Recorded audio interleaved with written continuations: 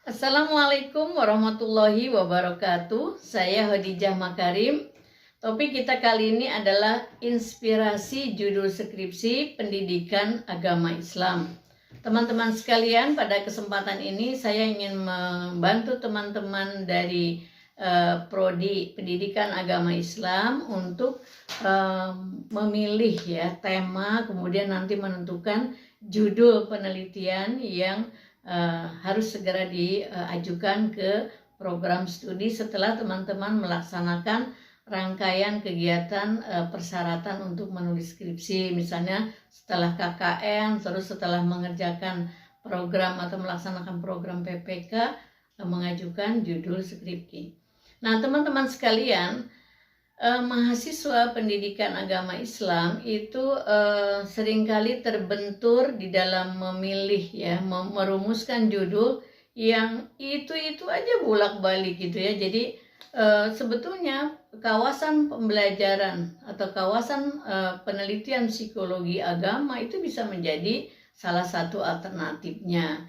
Kemudian mengenai karakteristik siswa, kemudian mengenai kesehatan mental, materi pembelajaran, banyaklah ya. Jadi jangan sampai berkutat di masalah yang itu saja. Misalnya variabel Y-nya nggak jauh-jauh dari prestasi belajar, hasil belajar, kemudian misalnya karakter, itu saja. Jadi sebetulnya ibaratnya di sungai, teman-teman tuh ngotak-ngotak di sungai aja, padahal PAI itu ibaratnya seperti lautan. Banyak sekali masalah-masalah penelitian dari kawasan pendidikan agama Islam.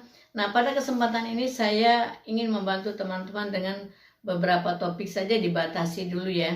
Jadi kalau kita lihat ruang lingkup kajiannya itu kan, kalau kita lihat secara garis besar, itu adalah hubungan manusia dengan sang penciptanya. Kemudian hubungan antar manusia itu yang dipelajari dua besar ya, saya batasi dua besar itu di dalam pendidikan agama Islam. Nah, sekarang kalau lihat dari materi pelajarannya misalnya ya, inspirasi yang bisa teman-teman ambil, masalah-masalah apa yang ada pada mata pelajaran PAI misalnya ya. Ada Al-Quran, hadis, ada tauhid, ada akhlak, fikih ibadah, sejarah kebudayaan Islam. Kemudian kalau berminat juga ada yang meneliti misalnya kesulitan belajar di dalam memahami bahasa Arab misalnya. Itu ada 6 kawasan yang mata pelajarannya ya, yang bisa kita kembangkan menjadi kira-kira inspirasi judul penelitian PAI.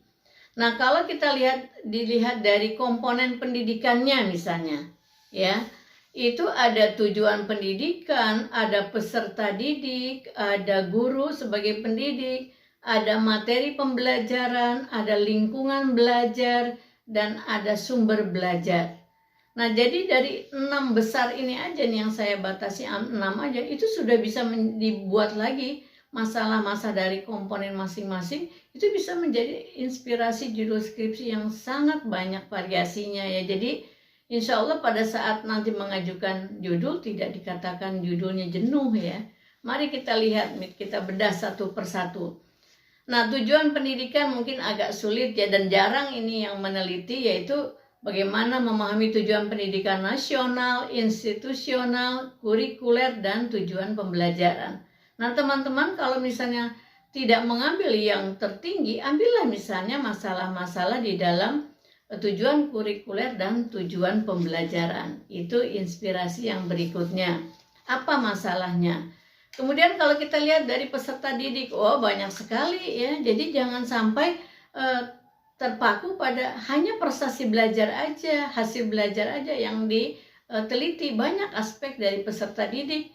Di antaranya misalnya kecerdasan, multiple intelligence dari siswa ya. Kemudian motivasi belajarnya, intrinsik, ekstrinsik, minat dalam belajar, perhatian di dalam belajar, kesulitan-kesulitan di dalam belajar, misalnya kesulitan dalam mata pelajaran PAI yang tadi ada 6 dibedah lagi, misalnya tergantung penelitiannya apa, di SMA atau di Madrasah Aliyah, Sanawiyah, SMP, SMK misalnya ya. Jadi itu mengenai peserta didik. komponen yang ketiga itu pendidiknya, gurunya. Ini juga banyak masalah yang bisa kita gali ya, untuk diangkat menjadi inspirasi judul skripsi. Di antaranya misalnya komponen itu adalah kompetensi guru, kompetensi pedagogik itu banyak masalahnya ya, kompetensi kepribadian, kompetensi profesional dan kompetensi sosial. Nah, di masa pandemi ini itu sangat besar sekali dan sangat banyak sekali masalah-masalah yang berkaitan dengan kompetensi sosial dan kompetensi kepribadian guru. Ini menarik ya, karena kan belajarnya online ya. Jadi ini bagaimana nih kemampuan berkomunikasi antara pendidik dengan peserta didik, lalu motivasinya dan sebagainya. Nah, profil guru misalnya, profil guru yang ideal, guru PAI yang ideal itu seperti apa? Kita lihat karakteristiknya, lalu kreativitas guru, guru yang inovatif seperti apa, karakter gurunya seperti apa. Itu jarang sekali mahasiswa mengangkat masalah-masalah yang berkaitan dengan profil guru PAI yang ideal itu seperti apa. Ya, jadi itu bisa diangkat untuk menjadi inspirasi yang berikutnya.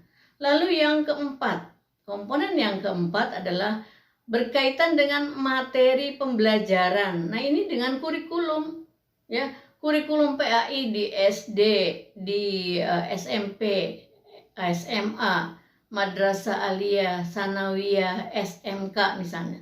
Nah, jadi teman-teman bisa menyebarkan itu, menyebarkan sayap untuk penelitiannya supaya tidak dikatakan jenuh. Banyak masalah-masalah yang berkaitan dengan kurikulum. Bisa dengan metode deskriptif asosiatif, membandingkan, menghubungkan misalnya ya, dan korelasi misalnya. Dalam kurikulum itu aja udah ada lagi masalah komponen kurikulumnya misalnya ya. Nah, itu yang komponen pendidikan yang keempat. Sekarang yang kelima, lingkungan. Lingkungan belajar ini jarang mahasiswa juga mau meneliti. Nah, kalau kita lihat lingkungan belajar ada 3. Informal, ada orang tua berkaitan dengan pola asuh. Kemudian bagaimana pengasuhan di dalam keluarga. Kemudian anggota keluarga hubungannya seperti apa. Semua dikaitkan dengan kesadaran dan pengalaman beragama. Akhlak misalnya. Kemudian pendidikan formal di sekolah. Ya, hubungan sosial ya di dalam kelas, kelompok teman sebaya, lalu di luar kelas ya, di lingkungan sekolah, itu juga banyak yang bisa kita angkat masalahnya. Dan yang non formal adalah hubungan siswa dengan lingkungan pergaulannya di masyarakat. Yang keenam ini berkaitan dengan alat atau sumber belajar. Sumber belajar itu sangat luas ya. Jadi apalagi sekarang ya, misalnya sumber belajar itu sangat-sangat luas. Ada orang ya,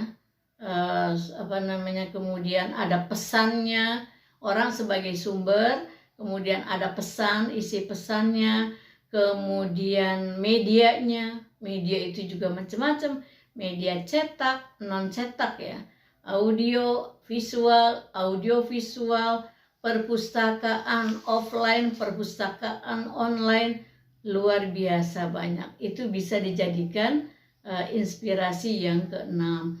Kemudian kalau media komunikasi ada 2 juga nih, media komunikasi personal dan media sosial. Jadi bisalah diambil misalnya bagaimana masalah-masalah yang berkaitan dengan peningkatan kesadaran beragama, tapi didapatnya dari media sosial, misalnya dari YouTube, dari apalagi misalnya dari Instagram, dari Facebook, dari pertemanan, macam-macam lah yang atau program-program yang berkaitan dengan media sosial. Kemudian kalau kita lihat berikutnya adalah dari aspek psikologisnya misalnya. Ambil saja satu dari psikologi agama. Itu ada masalah 2 yang besar, yaitu pengalaman beragama dan kesadaran beragama. Nah, pengalaman beragama ini berkaitan dengan bagaimana pengalaman beragama anak-anak tumbuh kembang ya di dalam keluarga. Jadi mulai dari anak TK, SD, dan remaja. Ya, remaja itu berarti anak-anak yang siswa di SMP dan SMA. Itu pengalaman beragama. Lalu kesadaran beragama, nah kalau kesadaran beragama ini adalah respondennya tidak anak-anak ya, karena kalau anak-anak tadi kan masih dalam bimbingan orang dewasa ya, pengalaman-pengalaman beragama yang dia terima dari orang-orang yang ada di sekitarnya, orang tua, guru ya, dan sebagainya. Nah, kalau kesadaran beragama itu meningkat mulai dari kita lihat kesadaran beragama pada remaja awal dan remaja akhir. Nah, kalau di sekolah berarti anak-anak atau siswa SMP, sanawiyah, atau madrasah aliyah, SMA, SMK, atau yang di pondok pesantren, madrasah aliyah, gitu, atau yang di boarding school dan sebagainya. Kita lihat kalau kesadaran beragama itu respondennya adalah mereka yang berada di fase remaja awal dan remaja akhir. Anak-anak tidak masuk di dalam wilayah kajian penelitian kesadaran beragama. Yang berikutnya, yang terakhir pada kesempatan ini saya batasi adalah pendidikan inklusi misalnya. Ya, pendidikan inklusi ini banyak sekali diterapkan di level bawah yang level dasar, yaitu TK dan SD. Paling tinggi adalah SMP. Kalau di SMA jarang itu ada pendidikan inklusi.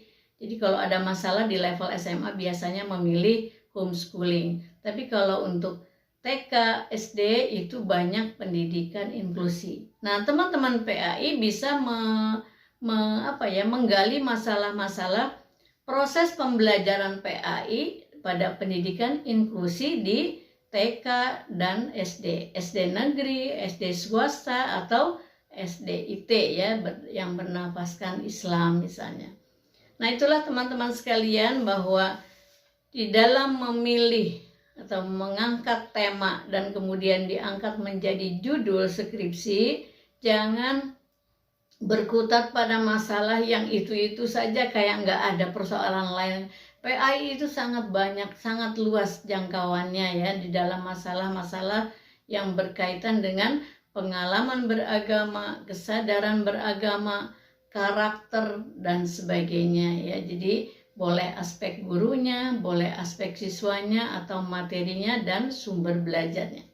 Sekali lagi ingin saya sampaikan, kalau teman-teman akan merumuskan judul, mulailah dari menuliskan masalahnya dulu apa. Lalu identifikasi masalahnya, baru lahirkan judul. Supaya akan kelihatan benang merahnya antara masalah, identifikasi masalah, dan judul. Jangan dibalik, kalau tiba-tiba membuat judul, nanti pada saat konsultasi, ini masalahnya apa? Teman-teman tidak bisa menjelaskan apa masalahnya gitu ya. Jadi supaya mudah, sekali lagi angkat dulu masalahnya apa, dari masalah itu diidentifikasi, lalu rumuskan judul, mana variabel bebasnya, mana variabel terikatnya ya. Tergantung nanti pendekatannya mau kuantitatif atau kualitatif, bisa dibicarakan lebih lanjut dengan dosen pembimbing yang sudah dipilihkan untuk teman-teman sekalian. Nah baik, saya kira itu saja untuk sebagai edisi pertama, karena insya Allah nanti di edisi berikutnya saya sampaikan lagi inspirasi judul skripsi PAI ini yang materinya lain lagi, karena sangat banyak sekali yang ingin saya sampaikan kepada teman-teman untuk membantu di dalam kemampuan merumuskan judul penelitian PAI. Mudah-mudahan bermanfaat. Assalamualaikum warahmatullahi wabarakatuh.